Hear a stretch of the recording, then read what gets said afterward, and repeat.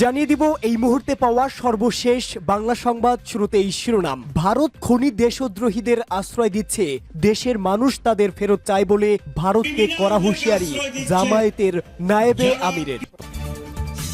এরপরেই জানাবো, সীমান্ত থেকে নিয়ে যাওয়া বাংলাদেশিকে ফেরত দিয়েছে বিএসএফ, ভারত থেকে ধরে আনা ব্যক্তিকেও ছেড়ে দিয়েছে বিজিবি।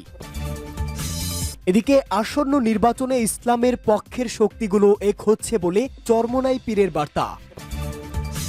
এদিকে অবাধ ও সুষ্ঠু নির্বাচন নিশ্চিত করার প্রতিক্রিয়ার উপর গুরুত্ব আরোপ করেছে অধ্যাপক ইউনূস। এবং সর্বশেষ জানাবো, বাংলাদেশ সীমান্তে বিএসএফ এর অপস অ্যালার্ট জারি। শুনছিলেন সংবাদ শিরোনাম, এবারে বিস্তারিত। ভারত খনি ও দেশদ্রোহীদের আশ্রয় দিচ্ছে, দেশের মানুষ তাদের ফেরত চায়। জামায়াতে ইসলামের কেন্দ্রীয় নায়েবে আমির ও সাবেক এমপি ডাক্তার সৈয়দ আব্দুল্লাহ মোহাম্মদ তাহের বলেছেন, ভারত এমন একটি দেশ যারা ক্রিমিনালদের আশ্রয় দিচ্ছে, খুনিদের আশ্রয় দিচ্ছে, লুটেরাদের আশ্রয় দিচ্ছে, দেশদ্রোহীদের আশ্রয় দিচ্ছে। আমরা এই নিন্দা জানিয়ে সব অপরাধীদের এদেশে ফেরত চাই, কারণ তারা নিজের ভাইদের হত্যা করেছে, এদেশের সম্পদ লুণ্ঠন করেছে, ভোটের অধিকার কেড়ে নিয়েছিল, রাস্তায় হাঁটার অধিকার কেড়ে নিয়েছিল, ব্যবসা করার অধিকার কেড়ে নিয়েছিল।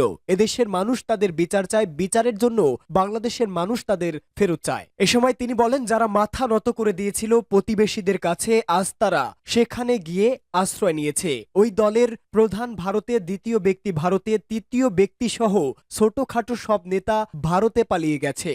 দিনাজপুর থেকে নিয়ে যাওয়া বাংলাদেশিকে ফেরত দিয়েছে বিএসএফ। দিনাজপুরের বিরলের এনায়েতপুর সীমান্ত থেকে ধরে নিয়ে যাওয়া কৃষক আল আমিনকে 5.5 ঘন্টা পর ফেরত দিয়েছে ভারতীয় সীমান্ত রক্ষী বাহিনী। সকালে ওই কৃষককে নিয়ে যাওয়া হয়। এর প্রতিবাদে ভারতীয় এক কৃষককে ধরে আনে বাংলাদেশ বর্ডার গার্ড সদস্যদের হাতে তুলে দিয়েছে কয়েকজন বাংলাদেশি। এই ঘটনায় বিকেল 3:30টায় ওই সীমান্তে বিজিবির সঙ্গে বিএসএফ এর পতাকা বৈঠক অনুষ্ঠিত হয়। পরে বিকেল নাগাদ বাংলাদেশি তরুণ ও ভারতীয় কৃষককে নিজ নিজ দেশে ফেরত পাঠানো হয়। দিনাজপুর 42 বিজিবি ব্যাটালিয়নের অধিনায়ক লেফটেন্যান্ট কর্নেল আহসানুল ইসলাম বিষয়টি নিশ্চিত করেছেন। জানা গেছে, বিএসএফ এর ধরে নিয়ে যাওয়া আলামিন দীপনগর গ্রামে আইস উদ্দিনের ছেলে। অন্যদিকে ভারত থেকে নিয়ে আসা কৃষক হলেন পশ্চিমবঙ্গের দক্ষিণ দিনাজপুর জেলা কুসুমন্ডি থানার পূর্ব মোল্লাপাড়া গ্রামের নারায়ণচন্দ্র রায়। স্থানীয়রা জানান, শুক্রবার সকালে দীপনগর গ্রামে সীমান্তের শূন্য রেখার 323 নম্বর পিলারের পাশে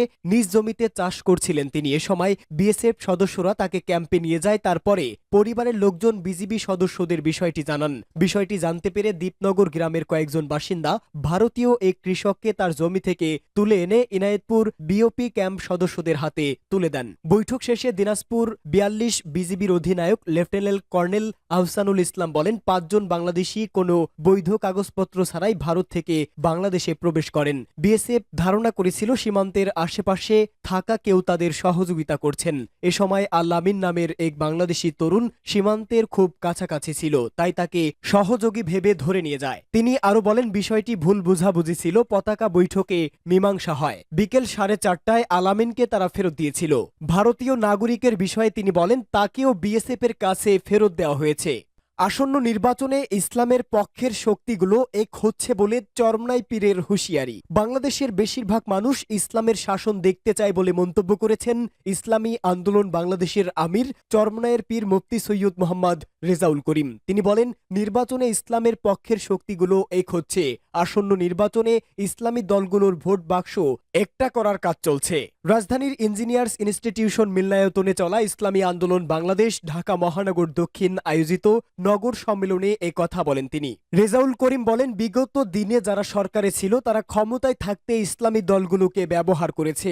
এবারের নির্বাচনে যেন সব ইসলামী দলগুলোর একটি মাত্র ভোট বাক্স হয়, এ ব্যাপারে কাজ চলছে। দেশের মেধাবীরা বেকার থাকলেও অযোগ্যদের প্রশাসনের বড় বড় জায়গায় বসিয়ে রাখা হয়েছে বলে অভিযোগ করেছেন চরমোনাইয়ের পীর। তিনি বলেন, দেশের সব রাজনৈতিক দল নিয়ে বিতর্ক রয়েছে, তবে ইসলামী আন্দোলন বাংলাদেশ নিয়ে জনগণের মধ্যে কোনো বিতর্ক নেই। এ সময় বাংলাদেশে এখনো সুষ্ঠু নির্বাচনের পরিবেশ সৃষ্টি হয়নি বলে অভিযোগ করেছেন ইসলামী আন্দোলনের নেতারা। তারা বলেন, প্রশাসন নিরপেক্ষ আচরণ করছে না, ক্ষমতার হাত বদল হয়েছে, সিস্টেমের কোনো পরিবর্তন হয়নি। অবাধ ও সুষ্ঠু নির্বাচন নিশ্চিত করার প্রক্রিয়ার উপর গুরুত্ব আরোপ অধ্যাপক ইউনূসের। বাংলাদেশের নাগরিকরা যেন কোনো বাধা বা হুমকি ছাড়াই অবাধ ও সুষ্ঠুভাবে নির্বাচনে ভোট দিতে পারেন সেই প্রতিক্রিয়া তৈরি করার উপর জোর দিয়েছে অন্তর্বর্তীকালীন সরকারের প্রধান উপদেষ্টা অধ্যাপক ডক্টর মোহাম্মদ ইউনূস। বিশ্ব অর্থনৈতিক ফোরামের প্রতিষ্ঠাতা ক্লাউস শোয়াবের সঙ্গে এক বৈঠকে তিনি কথা বলেন। গতকাল সুইজারল্যান্ডের দাভোসে WEF এর বার্ষিক সম্মেলনের ফাঁকে ক্লাউস শোয়াব ডক্টর ইউনূসের সঙ্গে বৈঠক করেন। জুলাই গণ অভ্যুত্থানের পটভূমি তুলে ধরেন প্রধান উপদেষ্টা। তিনি বলেন, গত বছর জুলাই মাসে বাংলাদেশের শিক্ষার্থীরা সরকারি চাকরিতে বৈষম্য নিরসনের দাবি নিয়ে রাজপথে নেমেছিল। তিনি উল্লেখ করেন, আন্দোলনের সময় শিক্ষার্থীরা ঢাকার দেওয়ালগুলোতে গ্রাফিতি এঁকে তাদের আকাঙ্ক্ষা ও স্বপ্ন প্রকাশ করেছে। ডক্টর ইউনূস বলেন, গত 16 বছরে বাংলাদেশে যারা নতুন ভোটার হয়েছে তাদের ভোট দেওয়ার সুযোগই হয়নি, যা অত্যন্ত দুর্ভাগ্যজনক।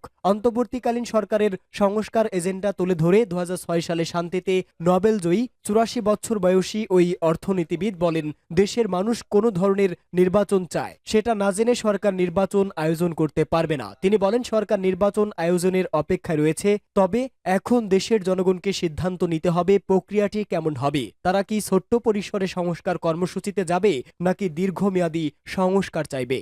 বাংলাদেশ সীমান্তে বিএসএফ এর অপস অ্যালার্ট জারি। বাংলাদেশ সীমান্তে অপস অ্যালার্ট জারি করেছে ভারতীয় সীমান্ত রক্ষী বাহিনী।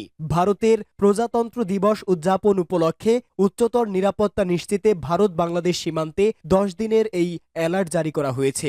এক প্রতিবেদনে এই তথ্য জানিয়েছে ভারতীয় বার্তা সংস্থা ANI। আগামী 31 জানুয়ারি পর্যন্ত এই অ্যালার্ট জারি করা হয়। এ সংক্রান্ত একটি নির্দেশনা ও জারি করা হয়েছে বিএসএফ এর পক্ষ থেকে। এতে ভারতের উত্তর পূর্ব এবং পশ্চিমবঙ্গের বাংলাদেশ ও ভারতের মধ্যকার সীমান্তে মহড়া চালানোর নির্দেশ দেওয়া হয়েছে।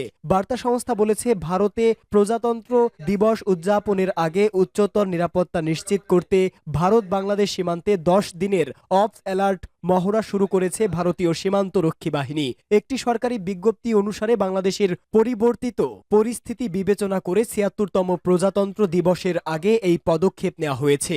ভারতীয় সংবাদ মাধ্যম বলেছে, ভারতের উত্তর পূর্বাঞ্চলীয় কয়েকটি রাজ্য এবং পশ্চিমবঙ্গ মিলিয়ে ভারতের সঙ্গে বাংলাদেশের মোট 4096 কিলোমিটার সীমান্ত রয়েছে। বিজ্ঞপ্তি জারি করে সীমান্তের দায়িত্ব থাকা সবগুলো বর্ডার আউটপোস্টগুলোকে সতর্ক করা হয়েছে।